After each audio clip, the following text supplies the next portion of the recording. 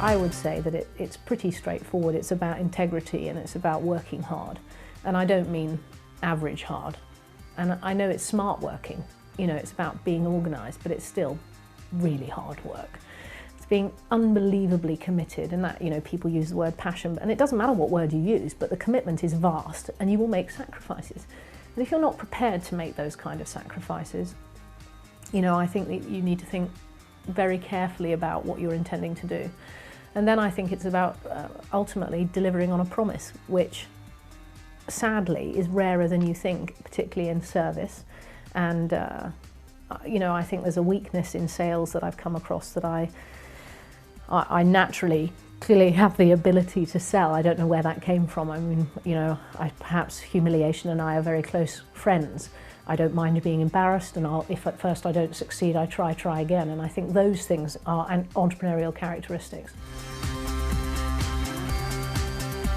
In a business, there's lots of things to measure, but ultimately they say that 80% of your profit comes from 20% of your customers. And that 80-20, which is called the Pareto rule, is the thing that drives many of the metrics. And in fact, if you have 80% of the information you need, i.e. 80% of the ammunition to make a decision, the extra 20% that you're waiting for is time for the others to catch up. And I think that's where an entrepreneur will calculate the step they take, and they won't refer to it as risk because they think they've done enough homework to make a decision and then they will use their guts.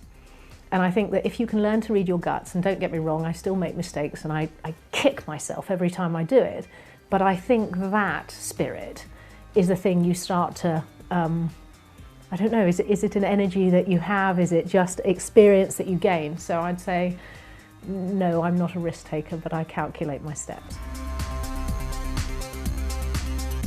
I think there's huge advantages, being frank, because you're minority and you can be more outstanding, and actually if you're more memorable in business, that's a huge thing, and I think people should work on trying to be memorable, because actually those things sell.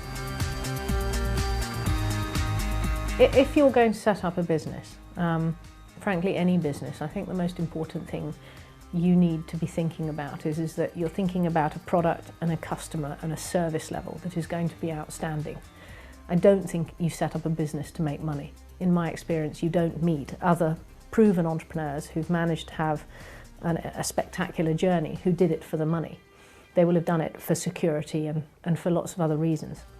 I think the other thing is that, and it has to be said, however repetitive it is, if you do not keep an eye on your cash and you're setting up a business and you don't understand the numbers, the financial impact of the decisions you make, then don't begin until you have an idea.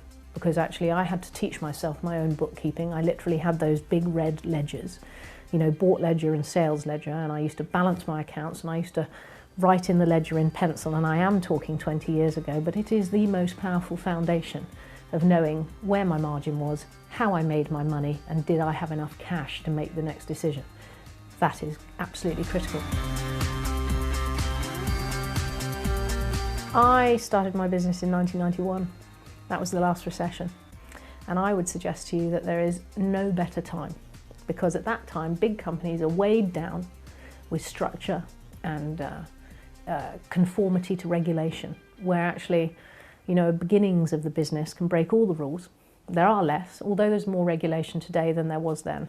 And I would say that, you have the opportunity to stay fleet of foot and to be flexible and agile and to offer faster return service.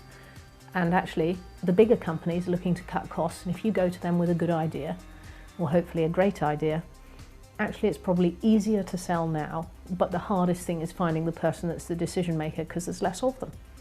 But I would say, how do I look upon it? I never really thought about it then when I set up, but when I reflect, what a great time to be an entrepreneur.